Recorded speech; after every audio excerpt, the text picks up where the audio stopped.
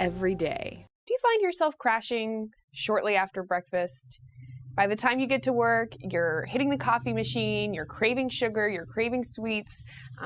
All day long, you're either between caffeine and sugar, just trying to get your energy up. Well, it could be what you're eating for breakfast. Today, I'm going to count down the 6 worst things you can eat for breakfast and give you some good alternatives, too. The first thing on my list is pastries. So that's danishes, cinnamon rolls, any kind of sweet pastry item.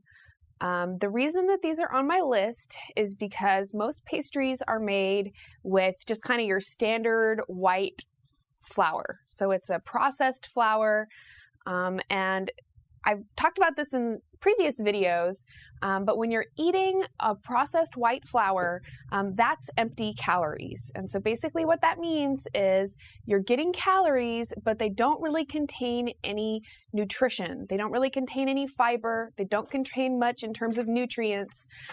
So I know we hear that term empty calories a lot, and sometimes we may think in our heads, oh, it's an empty calorie, they don't turn into fat. Well, wrong. Empty calories do turn into fat, and they turn into fat more so than your more nutritious calories that you get from a nutrient-dense food. Another thing about pastries is that they're also going to have a lot of sugar in them. So whether it's sugar or high fructose corn syrup or whatever that is going to spike your blood sugar, of course.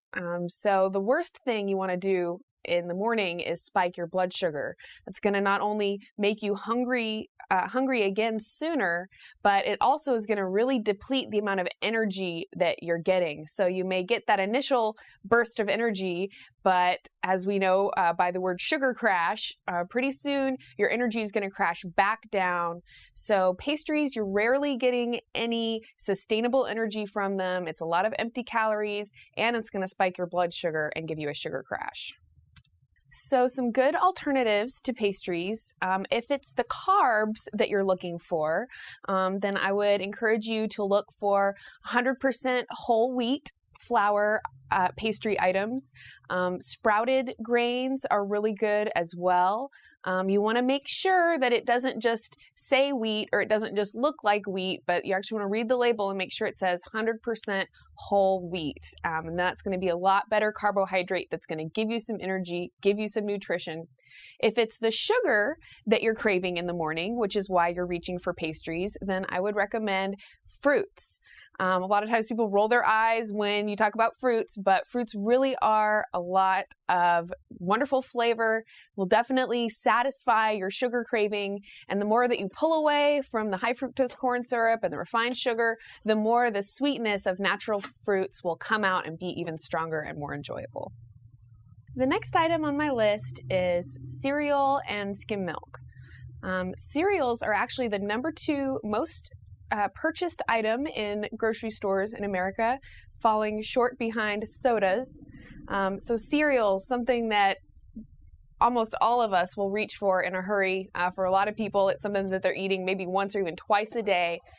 The problem with cereals is similar to the problem with pastries, and that's that you've got a very highly refined wheat or corn going into the cereal, empty calories that are coming from something that doesn't have very much nutrition and isn't going to really give you any energy that your body can use.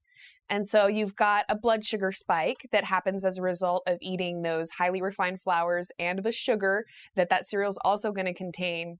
So some good alternatives to cereal would be oats or oatmeal. If you read the back of the label, you can look for 100% whole wheat cereals.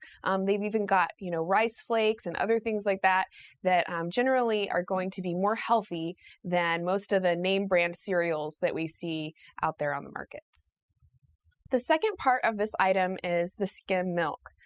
Skim milk is not only shortchanging you on the flavor, but it's also shortchanging you on the nutrition that you would gain from milk.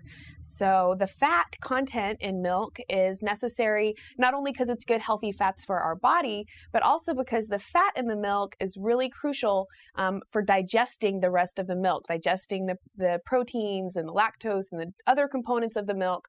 So you really want to opt for at least 2%, if not whole milk. Of course, you want to, organic milk is going to be better. Grass-fed cows is always going to provide you healthier dairy than what you would find if you go for the skim milk or if you go for the other conventional brands of milk. The third item is egg whites or egg beaters, egg white omelets. A lot of people have been avoiding the egg yolk because of the fat content or the cholesterol, but ultimately this is not doing your body a service, and it's not doing anything for the flavor of your food either. So you want to be eating the whole egg. The yolk is actually where most of the nutrients, the good omega-3 fats, are. So when you're just eating the egg white, not only are you less able to digest that egg, but you're really missing out on a lot of the nutrition. Eggs have a whole lot of protein in them. They are very, very healthful and a great option for breakfast. You can hard boil them so that you just kind of cook them once and then you have them in your refrigerator for the rest of the week. Then they kind of can be a quick on-the-go kind of snack. So eggs are really healthy, but you want to make sure that you're eating the yolk as well. The next food that I want to address is the fake butter spreads and margarines. A lot of folks have been getting rid of the butter in favor of these spreads, thinking that they're more healthy, but really and truly those spreads are taking an oil, a vegetable oil like canola oil or sunflower oil or something like that, and then hydrogenating them and whipping them at really high speeds so that they will take on the consistency and the firmness of butter. But that process of hydrogenation or partial hydrogenation actually creates trans fats and some other chemicals that we really don't want in our systems. So the alternative is to eat real butter. Butter is not only delicious, but it has a lot of good fats, a lot of good oils that our bodies do need and that our bodies can use. Coconut oil is also another really good spread. Some people don't like the flavor. I happen to love the flavor of coconut oil. So it's great. You can use it as a spread on toast, but you can also cook with it. So butter, coconut oil are always going to be better than a fake butter spread or margarine. The next breakfast item on my list is soy protein smoothies. Now there's a lot of different information out there right now about soy, and I don't want to get too heavily into it, but it's becoming more accepted now that soy is actually very hard for the body to digest.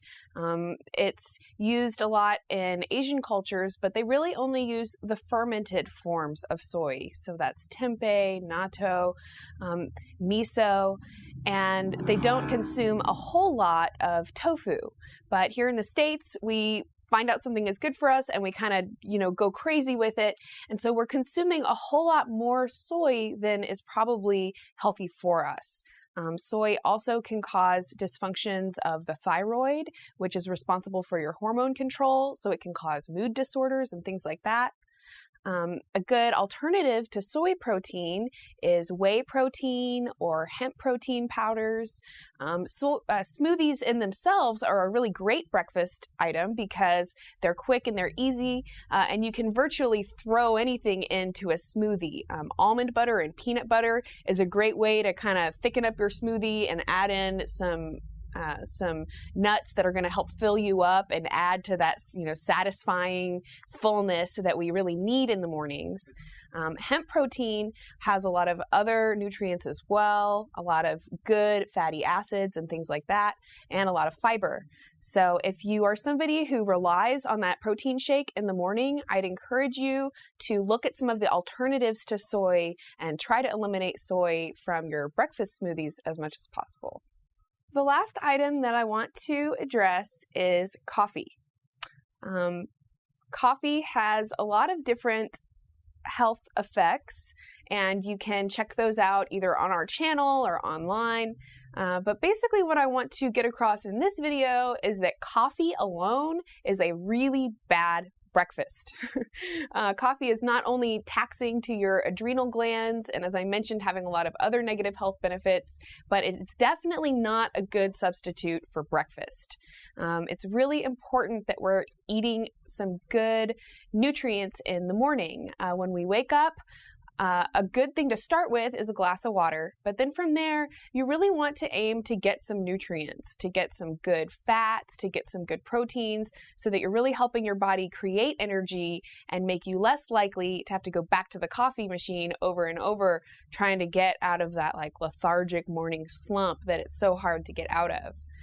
It's really important. So if you're eating meats, even meats in the morning can make a great breakfast. Some lean meats would be really good. Eggs, things like that. Fruits with almond butter or peanut butter also makes a great snack in the morning. But you definitely don't want to skip breakfast and just have coffee. If giving up coffee is something you can do, try alternatives like tea. There's even some coffee-flavored drinks out there as well. So if you can give up coffee or drink less coffee, that would be good. But at the very least, just make sure that you're eating something in conjunction with your coffee. In a future video, I'm going to give you some more good examples of whole food snacks that you should be incorporating into your diet. And in another video, I'm going to give you 5 tips on how you can make your healthy foods taste better. Thank you so much for watching my video.